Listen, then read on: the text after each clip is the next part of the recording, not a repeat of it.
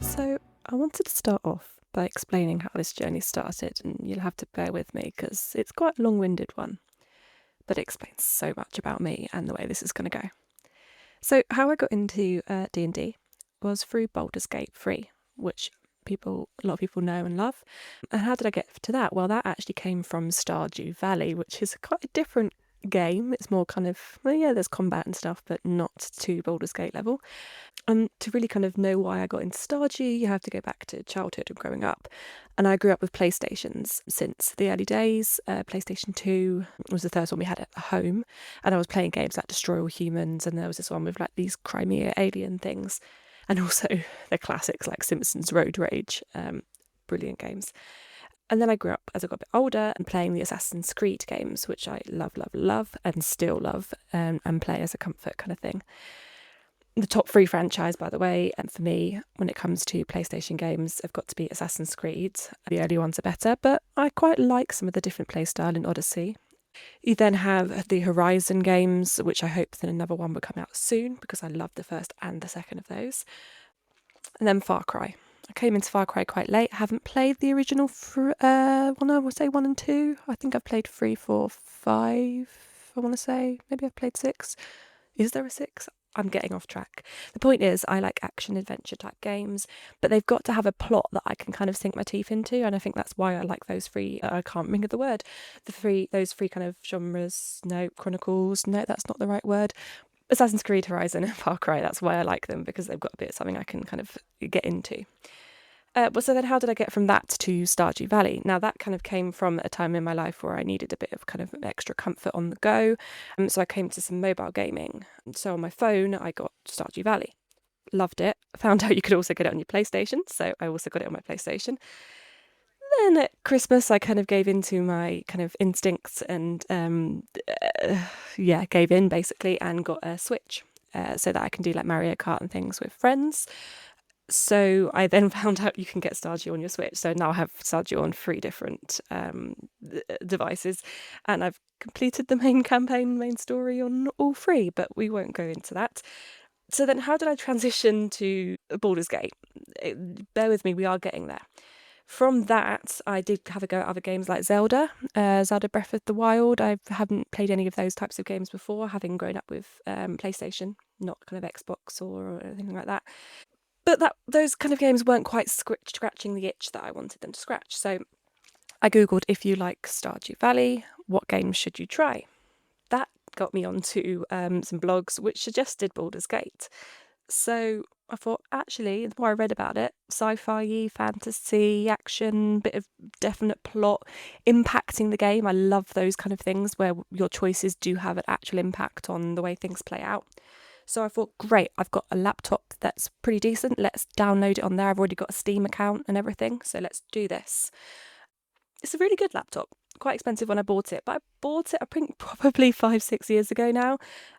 So it couldn't cope with this game. I had to delete quite a few things to even get it downloaded. And then I was like, well, what's the point of all that? Because it was overheating, the lag was ridiculous. And at this point, I realised that my laptop's battery life is non-existent. It has to be plugged in constantly. Now, I knew this was on the outs anyway, but I've been using it for my online master's university work because, by the way, I'm a full-time teacher as my job, but I'm also doing a part-time online master's because why wouldn't you? I'm getting off topic again. You'll get used to this. So I gave in again to my baser instincts and drives, and I bought a gaming computer, a PC.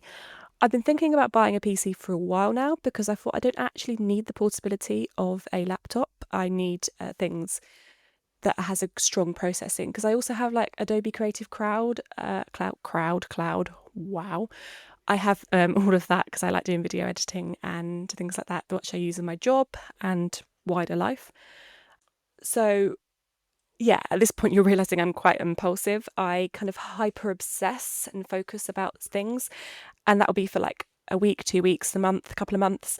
Then I will forget about that thing and that passion that I've bought all the things for, only to come back to it like a month later, 2 months, even a couple of years later. That's been with knitting, sewing, painting, drawing, gardening, writing, On that note, sorry to those Archive of Our Own AO3 subscribers. I really should update my fanfictions. I've got quite a few more followers than I was expecting to have. And I think it's been a big 4 or 5 years since I've updated my Merlin Doctor Who crossover fanfiction. I will get onto that, hopefully. Maybe. I wouldn't hold your breath. Anyway, I'm completely getting off topic there.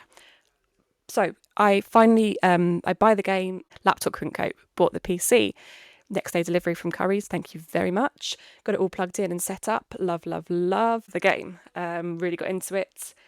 And I thought, this is actually, this is D&D, isn't it? This is based on Dungeons and Dragons. And I know it from lots of things, like the more mainstream things like Big Bang Theory, Stranger Things, but also a TV show that I love and is one of my comfort re-watches is iZombie, which I've been getting into re-watching again over the summer holidays. And that's kind of a recurring arc and funny bit that they played D&D. And I thought, actually, I've always liked the idea of it. My family always thought it was like really nerdy and geeky and like for sad people, but I've never had that opinion of it. And so I thought, what, let's look this up, because the more I think about it, the more I think it's something that I would enjoy. And it reminded me that I do a lot of YouTube shorts watching, especially in the evenings when I should be like detoxing from my screen time and going to sleep. Instead, I will be browsing YouTube shorts, as I'm sure many of us are doing. And I realised there's actually like quite a lot of D&D content that was being recommended to me. And the more I watched, obviously, the more it recommended. So I was watching YouTube shorts from like Zach Speaks Giant, Zach the Bold, and even like Critical Role. And I was like, oh no, this actress from somewhere. And then there was this lady that does loads of voice acting, and she's also in Blind Spot, which is a TV show I really love, and she's part of Critical Role. I'm getting off topic again, but the point is, it seemed like the universe was telling me to give this a go. And I thought, okay, but I'm not a very sociable person. I don't really hang out with people a lot. I'm more in my home, just chilling on my own, which I love. So is there a way to do this solo? Google solo D&D. Is it possible? Yes, it is. And one way it suggested that a few blogs were saying they tried was using ChatGPT. Now, I already have an account with ChatGPT. I love it for my job. Now, as I said earlier, I'm a teacher. Now, before you get all like at me, I don't use it for lesson plans or reports or anything like that. But if I'm doing like a guided reading lesson, let's say we're reading the first chapter of Alice in Wonderland and we're picking it apart and preparing for SATs. And I need to generate some questions that are inference and retrieval questions that are SATs linked questions. If I have to read that chapter, pull it apart, find those questions, write those questions, lay it all out, get it set, ready for the lesson, that's probably taking me half an hour to an hour, depending on how much in depth I'm going. Or I go on ChatGPT and say, chapter 1 of Alice in Wonderland, I would like some SATs level, style, inference and retrieval questions based on that chapter. Go. And within a minute, I've got what I need, which I can then edit and refine. So a job that would have taken me probably an hour takes me 10 minutes. I love it. So yeah, I dare you to fight me on that. But ChatGPT, I already have an account. I can use it for D&D. Perfect. I admit I did give in and buy the more expensive version for D&D because it gives me more in-depth answers. So, next thing I know, I've bought the dice and the little kind of holder thingy that you clip together so that you can roll your dice safely without them going everywhere. And I've done my first solo campaign on D&D, creating a character using D&D Beyond, great website, and off I went. Meanwhile, also playing Baldur's Gate, which I haven't finished playing yet, still enjoying. I think I'm at the end of Act 2, whatever they call it. I've done a few campaigns with my first character, Fivara, who was a half-elf druid.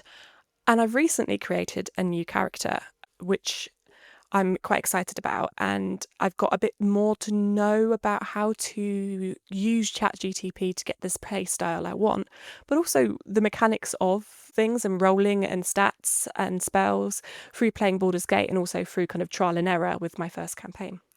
So, really, really long story short, this podcast is going to be about this new character for D&D, and you're going to be joining me on this journey. I'm going to have the ChatGPT going, I'm going to have my dice rolling, and we're just going to go with it and talk through my decisions. I'm going to have a go at voicing the characters because I love that drama part of it. Did drama A level, love that kind of acting and role play type style. So if anyone's interested, if I haven't scared you away with my rambling, that is what this is going to be. So sit back, relax, and enjoy. Or leave. It's a free country.